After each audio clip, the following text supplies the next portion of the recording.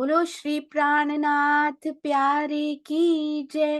बोलो श्री सतगुरु महाराज की जय। बोलो श्री पन्ना धाम की जय। बोलो श्री सुंदर साथ की जय। आप सब सुंदर साथ जी के धाम हृदय में विराजमान शोभायमान हे प्रियम प्राण प्रियतम धाम दुल्हा आपके नूरी कोमल चरणार बिंद में कोटान कोट प्रणाम जी। सुंदर साथ जी, श्री बीतक साहब, क्या आपको पता है कितनवा दिन है आज? डे 126 यानी 126वां दिन। आधा वर्ष तकरीबन तकरीबन होने वाला है।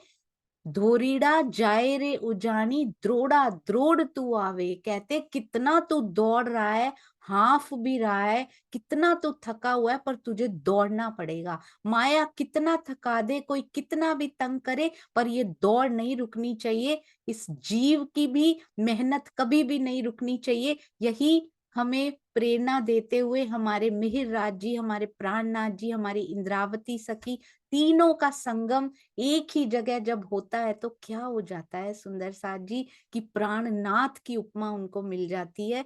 बोलो श्री प्राणनाथ प्यारे की जय। ये बहुत सुंदर प्रसंग की ओर आज चलेंगे। पहले चलते हैं अति सुंदर अति मीठा वाणी गायन, और वो भी नीरू दीदी के मुखारबिंद से। ऐसे लगता है कि समय रुक जाए और वो गाती ही रहे। प्रणाम जी नीरू दीदी, प्रणाम जी।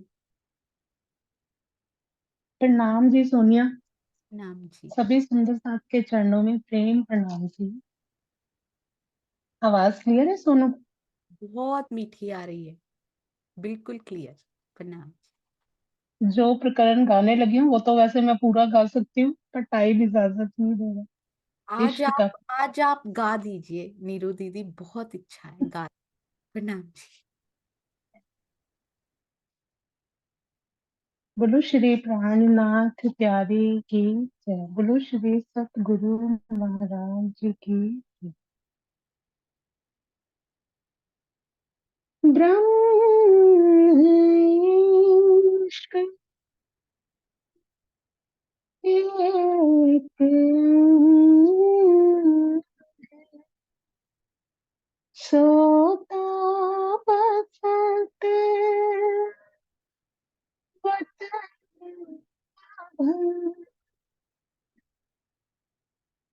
ब्रह्म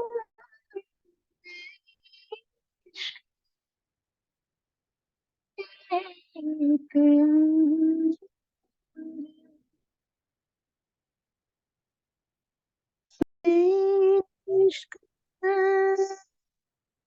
एक अंग तो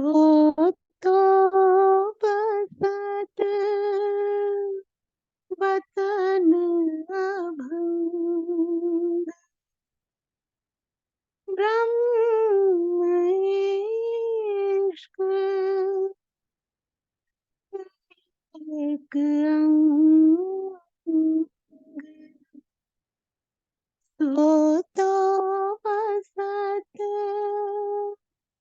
वतन अभंग ब्रह्म सृष्टि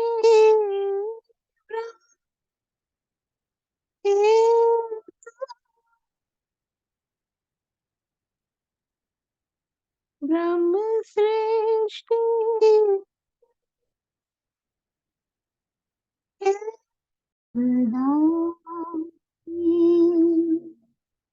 साख्या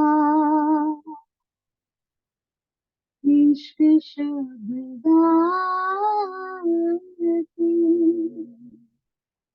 साख्या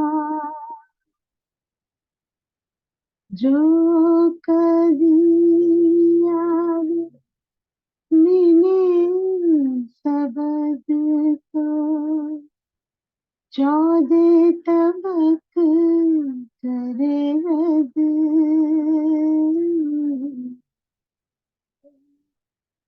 अब कहाँ इश्क की बात, इश्क है हमारी निशान, बिना इश्क के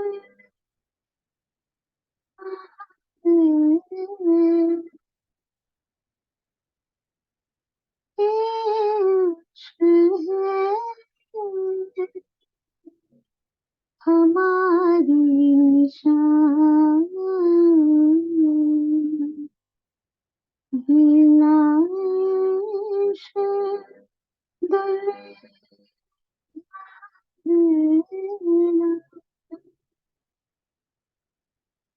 इश्क बिना भाई बिना, इश्क भाई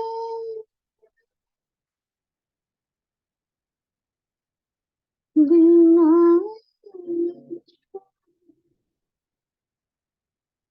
की पहचान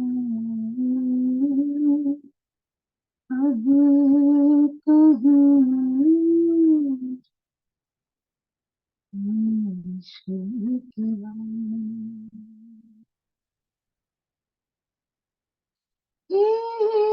इश्क बन सृष्टि जान, ब्रह्म सृष्टि फातिमा, इश्क ब्रह्म सृष्टि जान, ब्रह्म सृष्टि फातिमा, हाजिर होगा ये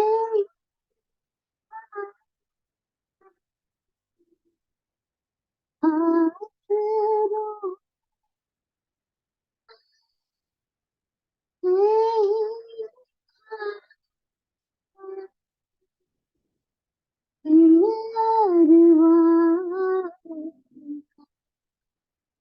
यही पाए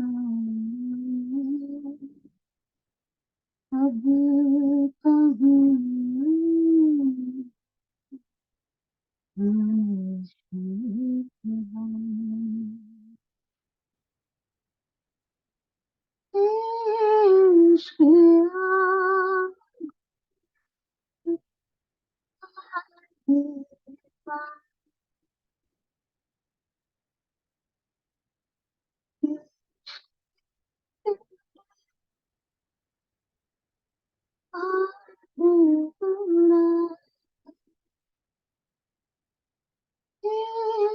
इश्क आगुना आवे माँ, इश्क पिंड ब्रह्मांड उड़ा, इश्क वतन बताया, इश्क वतन बताया, इश्क सुख पेड़ का पाया अब कहीं इश्क की बात,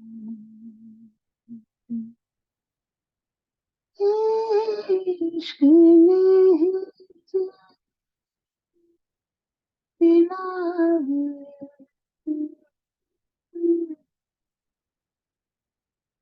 बिना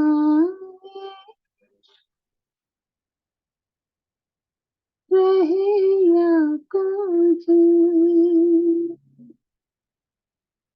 इश्क में है मिला गई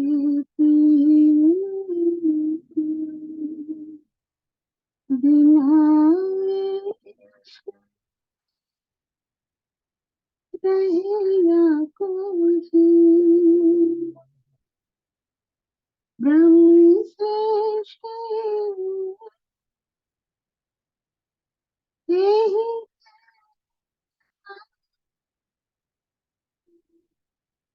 ब्रह्म सृष्टि यही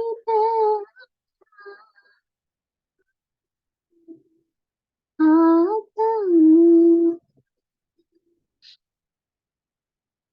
की गलती अब कभी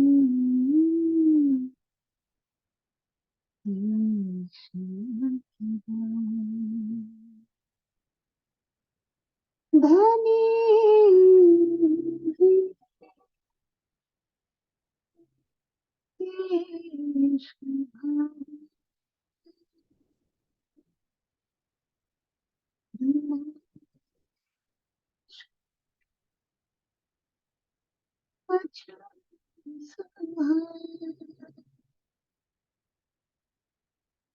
धनी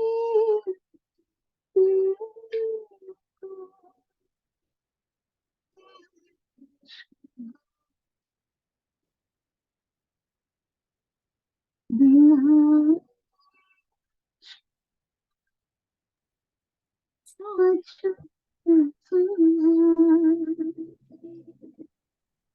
यूं ना कहीं कोई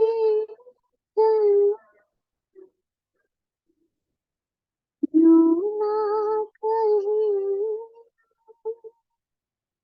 कोई धनी पाया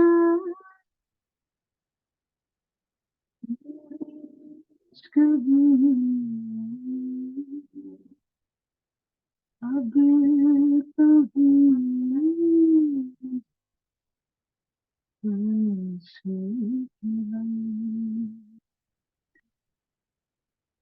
कहे श्री महामंत्र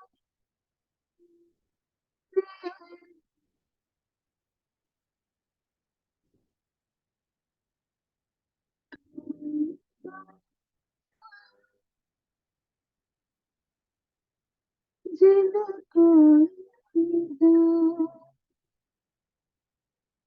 कहे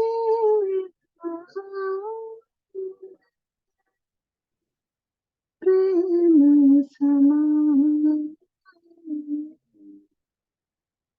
तुमको जिनको ले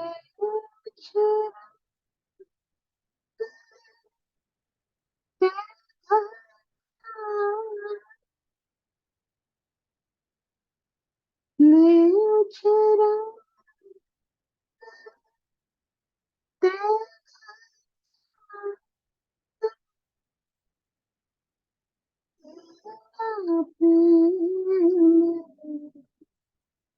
कंठ लगा अब कभी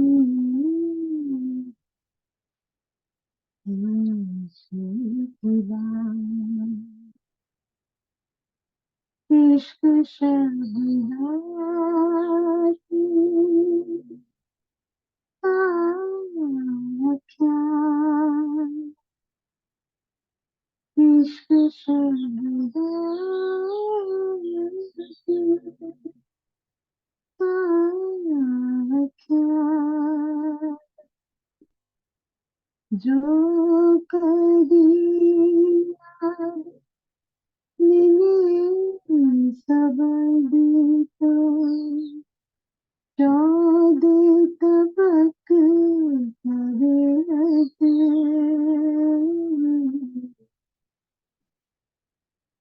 अब कहीं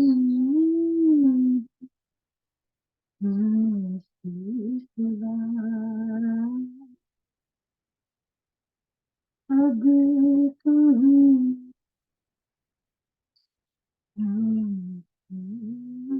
सिवा।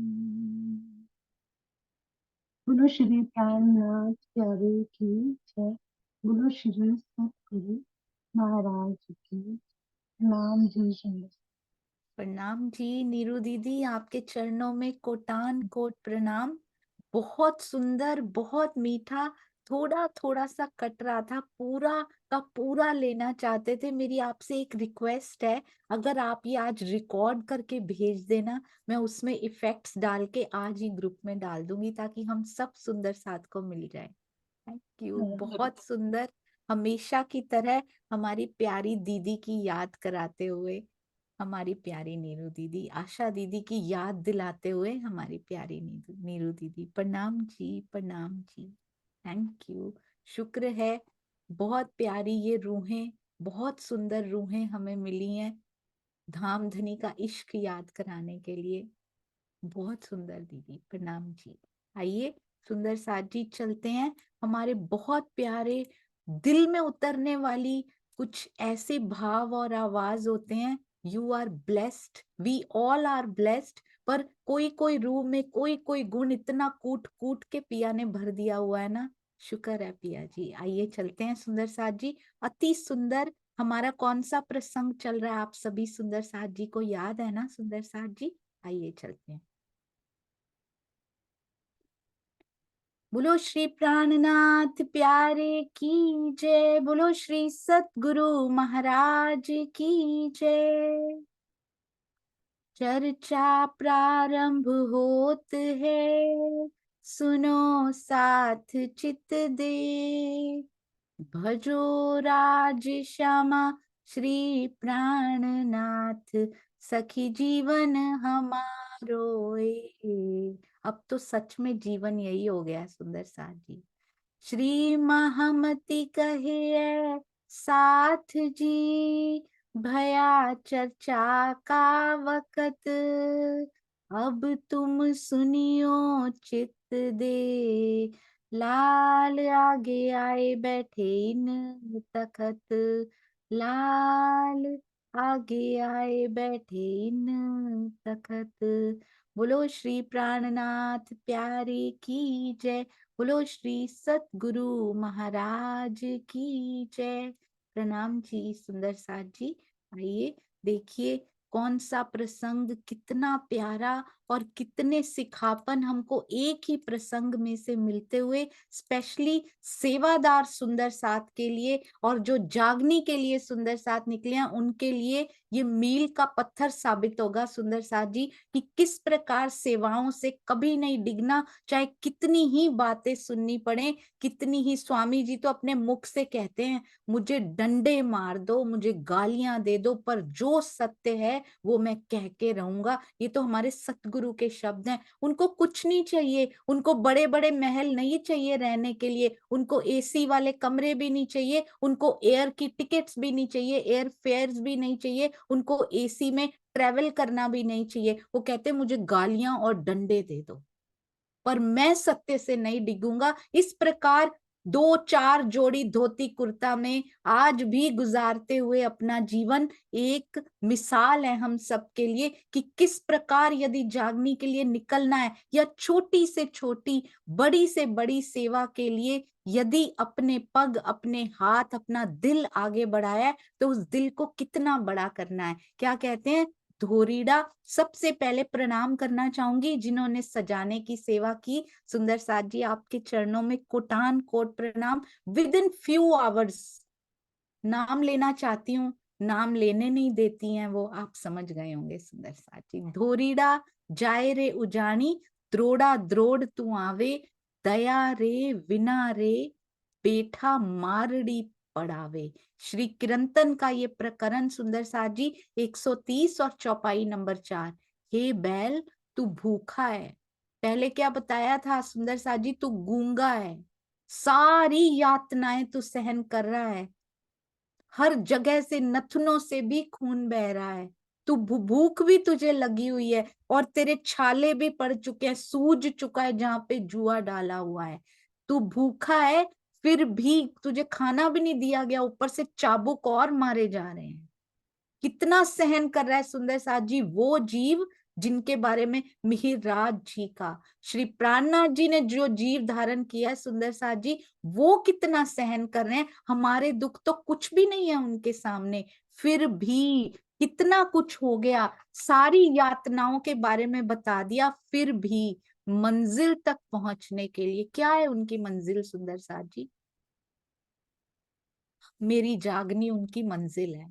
हर एक सुंदर साथ यदि ये दर्द दिल में ले ले कि किसके लिए इतना कष्ट उनके जीव को सहन करना पड़ रहा है, मेरी खातिर सहन करना पड़ रहा है। मैं उनकी मंजिल हूँ, मेरे पिया की मंजिल मैं हूँ, और मेरी मंजिल मेरे पिया है। अरस परस दीदार ही मंजिल है सुंदर साथ जी। उस तक पहुंचने के लिए मेरे धनी ने कितना कुछ सहन किया, जो तन उन्होंने धारण किया। तो आज दो शब्द यदि हम किसी से सुन भी लेते हैं और धैर्य रख लेते हैं तो क्या चला जाएगा। नम्रता से कितने अंदर भारीपन, अंदर पिया की शोभा का भारीपन बढ़ता जाएगा, और ये माया की फिक्रों के भारीपन बाहर निकलते जाएंगे, वो हल्की होके बाहर निकल जाएंगी सुंदर सा जी। सारे विकार हल्के होके बाहर निकल जाएंगे जब वो भारी शोभा हमारे हृदय में बसनी शुरू हो जाएगी। कहते हैं फिर भी मंजिल तक ऐसे धीरे धीरे नहीं चलना है, सारा शरीर घायल है, भूख भी लगी हुई है, प्यास भी लगी हुई है, रेगिस्तान जैसा इलाका भी है वो, बैल के लिए इतना पानी भी नहीं है, पर फिर भी धीरे धीरे चलना उसको अलाउड नहीं है। तेजी से जागनी की ओर बढ़ना पड़ेगा सुंदर सा जी। रेत भी है, कीचड़ भी है, चट्टाने भी हैं, पत्थर भी हैं, बोझ भी इतना भारी ऊपर लदा हुआ है, पर फिर भी धीरे धीरे नहीं, शनै शनै नहीं, दौड़ दौड़ के उसको भागना पड़ेगा, नहीं तो चाबुक पे चाबुक, सुए पे सुए चुभोए जाएंगे कि तू धीरे क्यों चल रहा है। तो इसलिए दौड़ दौड़ के भाग रहा है। वो कहते धोरीड़ा जाए रे उजानी, द्रोड़ा द्रोड़ तू आवे। फिर भी जागनी की गति नहीं थम रही है सुंदर साथ जी। जो जीव उन्होंने धारण किया, लाख यातनाएं दी, 3 बार तो कारागार जाकर आ चुके हैं अभी तक, तीसरी, और अभी अभी कितना आहत मन है कि मेरे ही गुरु पुत्र, उन्होंने मेरे लिए ऐसा सोचा। बहुत आहत है सुंदर साथ जी इस समय। इतना कुछ किया, इतना कुछ किया, पर फिर भी क्या मिल रहा है? और फिर भी किसी से कह नहीं रहे। प्रकरण अंदर दिल की जो बात उनकी धनी की आवेशित वाणी के थ्रू उतर रही है, क्योंकि मास्टर प्लानिंग भी किसकी है? स्वयं अक्षरातीत की। इतना होने पर भी कहते इतना कुछ भुगत रहा है वो, पर गाड़ीवान निर्दयी है, वो तुझे बारंबार मारता जा रहा है। भावार्थ, हे मेरे जीव, सामान्यतः सुंदर साथ की श्रद्धा गादी पर होती है। गादी पर बैठने वालों को अपना सर्वस्व मानने की भूल कर लेते हैं। सुंदर साथ की इस कमजोरी को देखते हुए बिहारी जी ने क्या किया? बाल बाई जी के माध्यम से गादी पर अधिकार कर लिया, क्योंकि उस समय भी ऐसे ही और समाज में गादियां चलती होंगी, और उन्हीं जो गादी पर बैठते हैं उन्हीं को ही सब कुछ माना जाता है। काफी सुंदर साथ उनके समर्थन में भी हैं, क्योंकि ज्ञान नहीं है सुंदर साथ जी। व्यक्तिवाद की आंधी में तुम भी एक सामान्य सुंदर साथ की ही तरह बन गए हो, लेकिन धाम धनी की, ये किनको कहा जा रहा है सुंदर साथ जी? जिनके अंदर स्वयं अक्षरातीत लीला कर रहे हैं। अक्सर शुरू से ही ऐसा देखा गया है, इस प्रकरण से हमें पता लगता है। मैं अपनी ओर से कुछ नहीं कह रही हूँ सुंदर साथ जी, श्री बीतक साहब जो हमें बता रही हैं, जो लीक तब से चलती आ रही है, शुरू से श्री प्राणनाथ जी और बिहारी जी से, कि गादी पर जो बैठे हुए बिहारी जी हैं उनके अंदर अक्षरातीत की शक्ति नहीं है। जिसको सहना पड़ रहा है, जो बैल बना हुआ है, जो सारा बोझ अपने ऊपर सहन कर रहा है, जो जुए को कैसे सहन कर रहा है, कैसे रक्त बहा रहा है, पर फिर भी दौड़ता जा रहा है, भूखा प्यासा दौड़ता जा रहा है, कीचड़ रेत को हराकर, पहिए फंसे को हराकर जो दौड़ता जा रहा है, वो ही अक्षरातीत की शक्ति होती है। तो पहचान लीजिए, आज भी अभी भी समय बचा है। सुंदर साथ जी, थोड़ी सी सांसें अभी भी बोनस में मिली हुई हैं। कोरोना में जा सकते थे हम भी, बोनस मिल गया है थोड़ा सा। तो अभी भी पहचान लीजिए कि कौन कष्ट सहन कर रहा है और कौन आराम से अपने परिवार के साथ या फिर आराम से बैठा हुआ है बढ़िया बढ़िया कमरों में, और कौन कष्ट सहन कर करके जागनी यात्रा के लिए निकल रहा है। बहुत हाई टाइम है सुंदर साथ जी। एक एक लक्षण श्री बीतक साहब में, श्री मुखवाणी में लिख दिए गए हैं। पहचानने की आंख रखनी है सुंदर साथ जी बस, कि कौन आज भी बैल की तरह जुटा हुआ है, किसका जीव, मेरी मंजिल क्या है उसकी, मेरी जागनी उसकी मंजिल है। हर सुंदर साथ ये सोचेगा। व्यक्तिवाद की आंधी में भी किनको कहा गया है सुंदर साथ जी, व्यक्तिवाद की आंधी में फंस चुके हैं वो भी, क्योंकि सुंदर साथ उनको भी एक नॉर्मल व्यक्ति की तरह ले रहा है।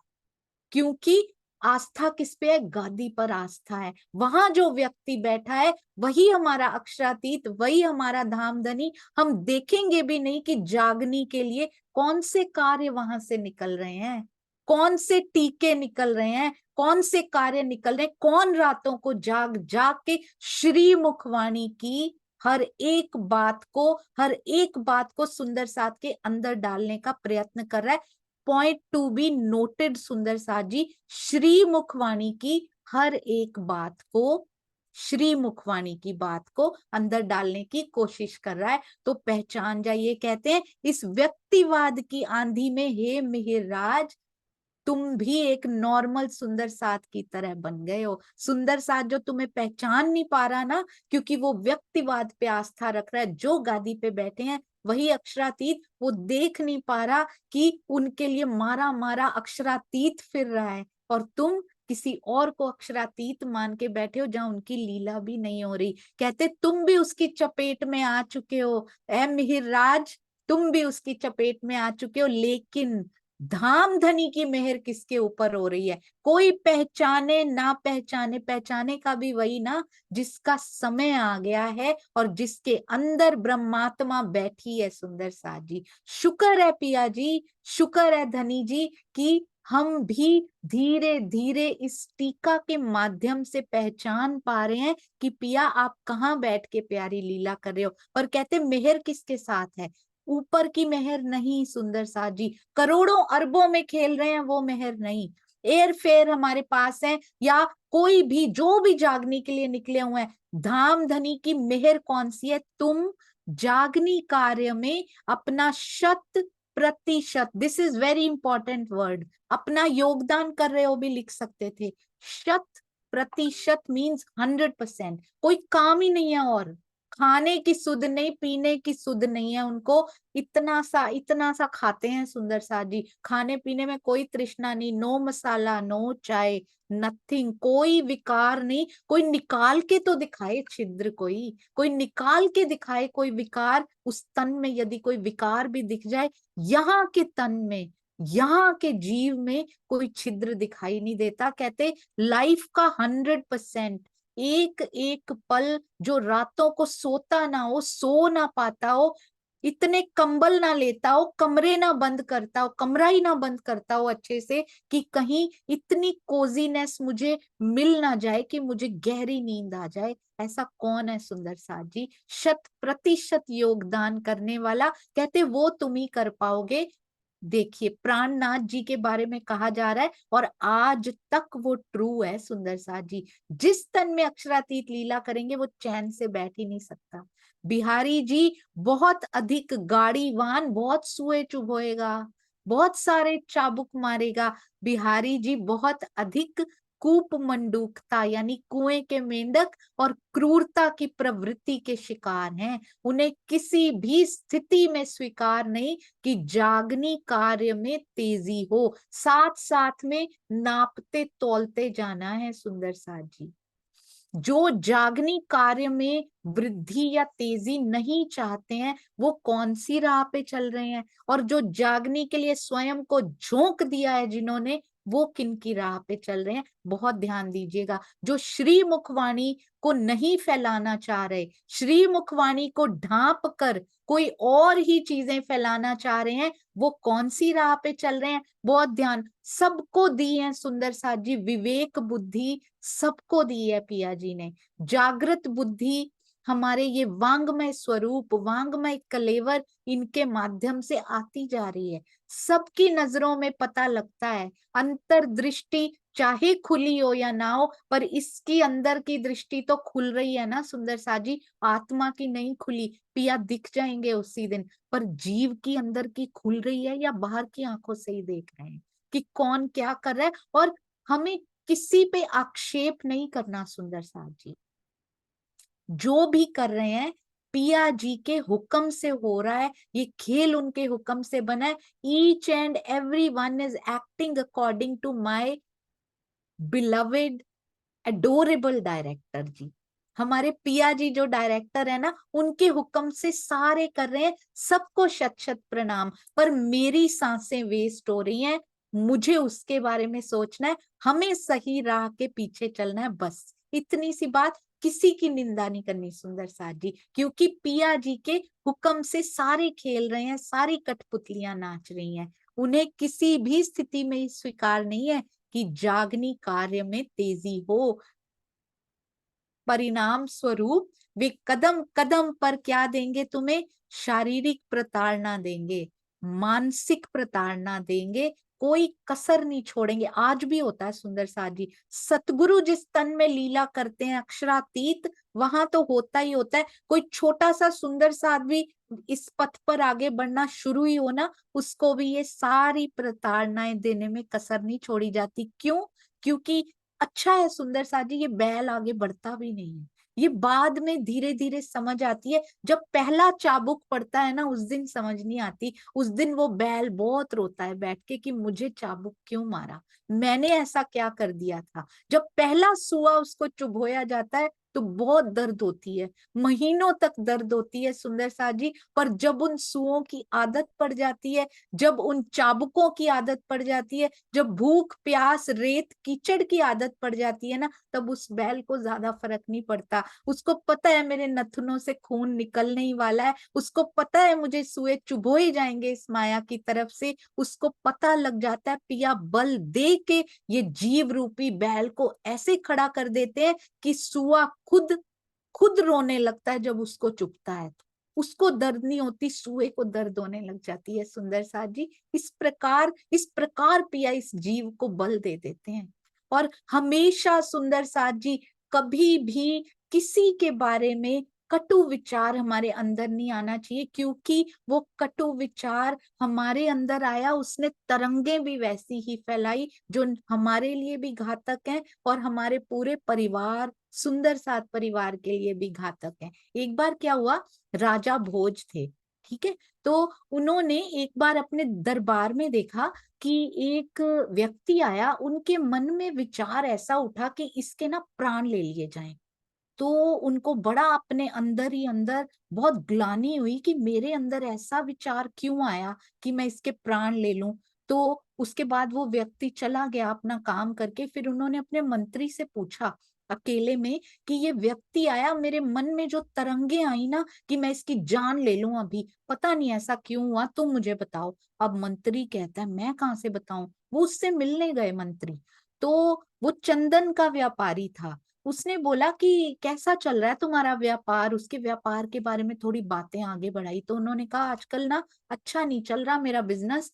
तो अगर राजा मर जाए तो ये मेरा सारा चंदन बिक जाएगा और मेरा व्यापार ठीक हो जाएगा। नाउ ही अंडरस्टूड कि इसके मन में उसको मारने का विचार था कि वो मर जाए तो बहुत अच्छा हो। इसीलिए राजा के मन में विचार आया कि मैं इसके प्राण ले लूं। कहता है मैं तुम्हें एक सजेशन दूं? तो कहता है ठीक है। कहते राजा जो अन्न खाते हैं ना, वो चंदन की लकड़ियां जला जला के वहां पे अन्न पकाया जाता है। तुम आज से ऐसे करो, इतने मन अन्न रोज हमारे दरबार में पहुंचा दिया करो, राजा के किचन में, उनकी रसोई घर में, ताकि रोज तुम्हारी चंदन की लकड़ियों से उनका खाना पानी जो है वो चल बन सके। बड़ा खुश होता है, बहुत खुश होता है। थोड़े दिन बाद मंत्री मिलता है, कहता है अब भी राजा के मरने की वो किया करते हो इच्छा? कहता है नहीं, अब तो मैं कहता हूँ लाखों हजारों साल जिए हमारा राजा, ताकि मेरी चंदन की लकड़ियां वहां जाती रहे, मेरा भी बिजनेस चलता रहे। अब तो मैं रोज लंबी उम्र की कामना करता हूँ उनकी। वो उसको इनवाइट करके लाता है एक दिन दरबार में आना। राजा को वो भूल गया होता है, उसकी शक्ल ना, उसका फेस भूल गया होता है। एक दिन फिर से आता है, तो राजा के मन में आता है कि इसको मैं इनाम दे दूं। वो उसको इनाम दे देता है। तो मंत्री अब आता है सामने, कहते ये वही व्यक्ति है जिसके प्राण लेने के विचार आपके मन में आए थे महाराज। आज देखिए, आप उसको इनाम देने का सोच रहे हैं। अब मैं इसका कारण बताता हूँ। पहले वो आपके मरने की दुआएं कर रहा था, तो आपके दिल में भी उसके मारने के लिए ही आ रहा था। अब वो आपकी लंबी उम्र की कामनाएं कर रहा है, आपके दिल में भी इनाम देने की कामना आ रही। बताया दोनों में से किसी ने भी नहीं है एक दूसरे को, बट वो वाइब्रेशंस जो होती है ना, अंदर के विचार अपने आप, कई बार अजनबी को देखते ही ऐसे लगता है कि बहुत अपना सा है, पर कई बार ऐसे लगता है कि मुझे बिल्कुल अच्छी वाइब्रेशंस नहीं आई इनमें से। क्योंकि अंदर के विचार जो है ना सुंदर साथ जी, वो पहले ट्रेवल कर लेते हैं। तो why don't we spread prem vibrations everywhere? तो आज से शब्दों पे तो कंट्रोल करना या नियंत्रण करना है, विचारों पे नियंत्रण जरूर कर लीजिए, क्योंकि 80% भूमिका जो है ना वो विचार निभाते हैं। यदि शब्द अच्छे हैं, विचार बुरे हैं, कोई कोई अंतर नहीं पड़ेगा हमारी रहनी में, कोई चितवन नहीं लगने वाली सुंदर साथ जी, बहुत दूर है फिर अभी। तो अंदर चेंज करना है, दैट इज मोर इम्पोर्टेंट। वो बाहर अपने आप झलकने लग जाएगा।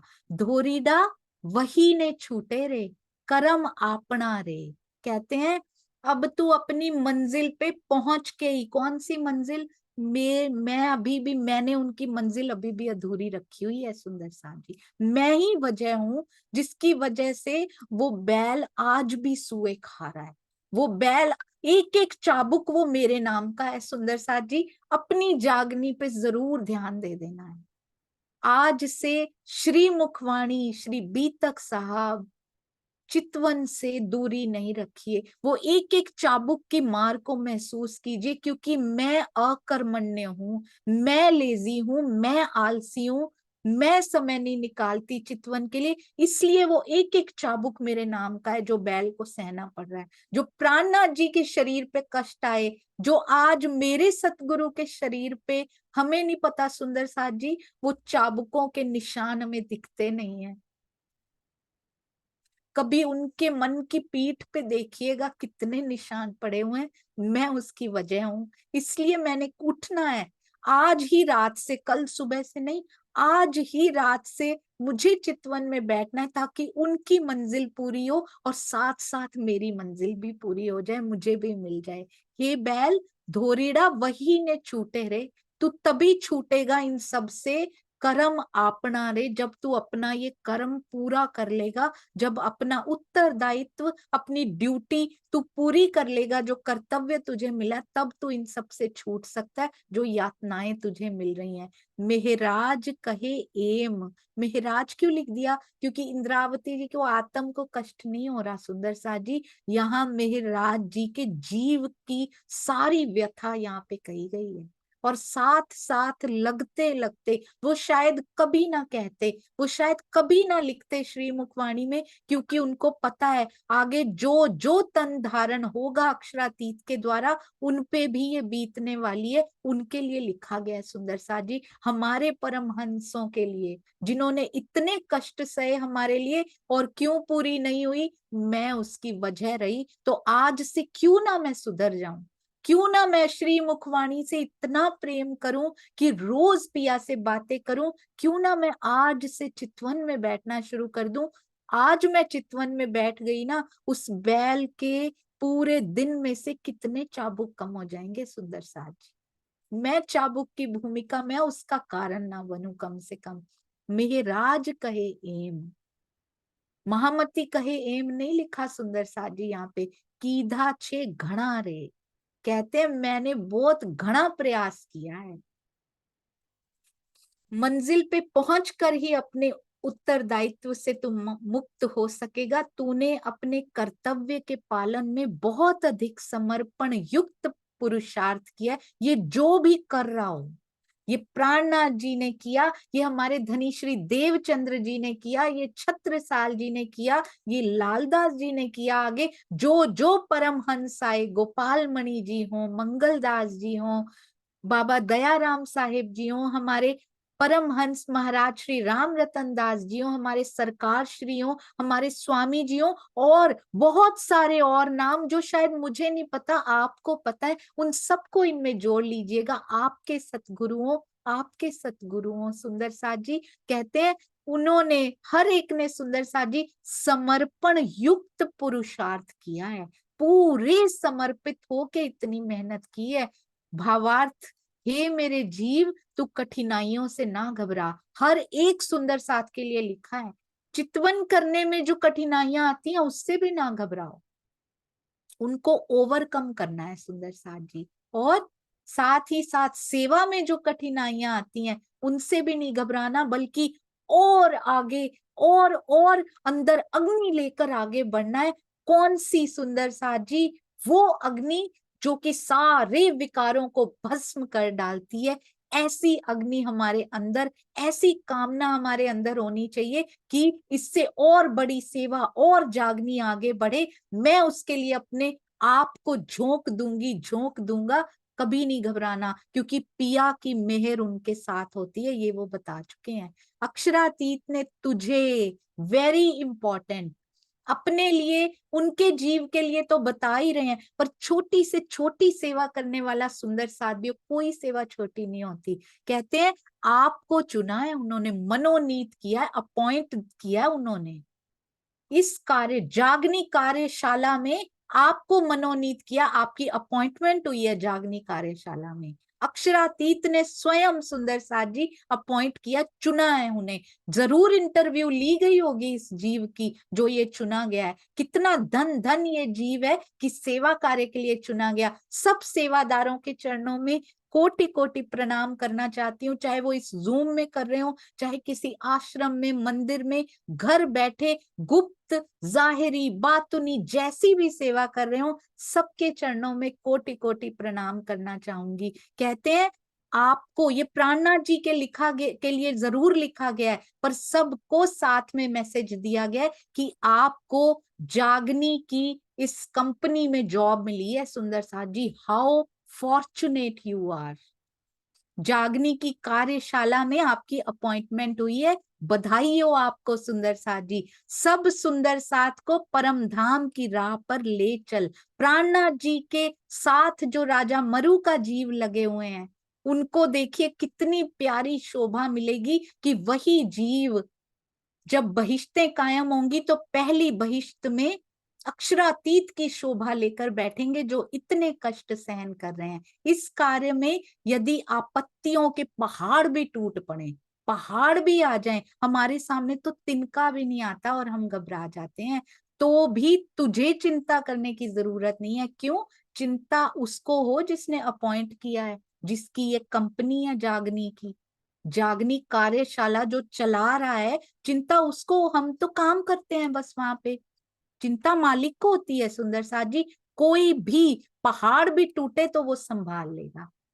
जिस दिन ये समर्पण आ गया, उस दिन देखिए कहाँ पहुंच जाएंगे, कैसे गले से लगा लेंगे पिया जी। जिस तरह तूने अब तक अपना कर्तव्य निभाया है, उसी तरह आगे बढ़ता चल। बीतक साहब कितनी प्यारी रहनी के ये जो सिखापन दे रही है ना सुंदर साथ जी, प्रेम प्रेम प्रेम, इश्क इश्क कहने से नहीं आएगा अंदर। जब तक ऐसी रहनी, ऐसी सुदृढ़ता हमारे अंदर आके हम खड़े नहीं हो जाते, प्रेम कैसे स्थान बनाएगा अंदर? कमजोर जीव में कैसे प्रेम प्रवेश करे सुंदर साथ जी। कहते हैं जागनी कार्य की वृद्धि ही धनी के प्रति ये प्रण होना चाहिए सुंदर साथ जी हम सबका। छोटे छोटे से तिनके डंडी भी उठा लें, गोवर्धन उठा रखा है जागनी का उन्होंने, पर शोभा दे रहे हैं। एक तिनका भी ले आओ, लगा लो वहां पे, एक डंडी ले आओ पतली सी, लगा लो, उठाना तुमने नहीं है, उठा उन्होंने अपनी उंगली पे ही रखा है सुंदर साथ जी।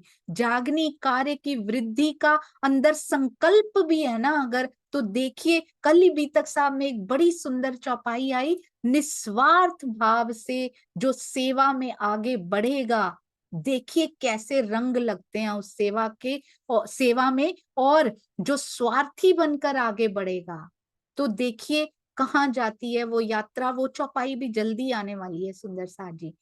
जागनी कार्य की वृद्धि का संकल्प हर दिल में, जो ब्रह्मात्मा होगी उसके दिल में जरूर होगा।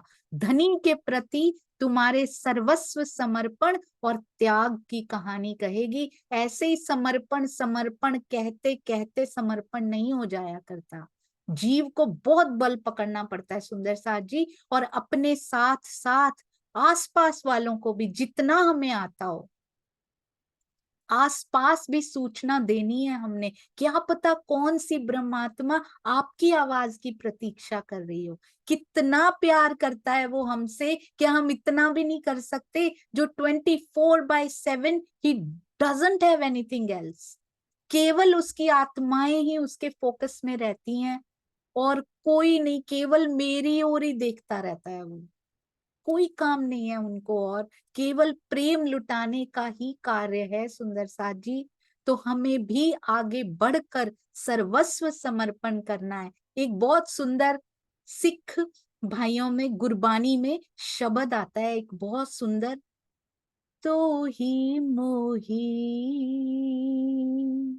मोही तो ही,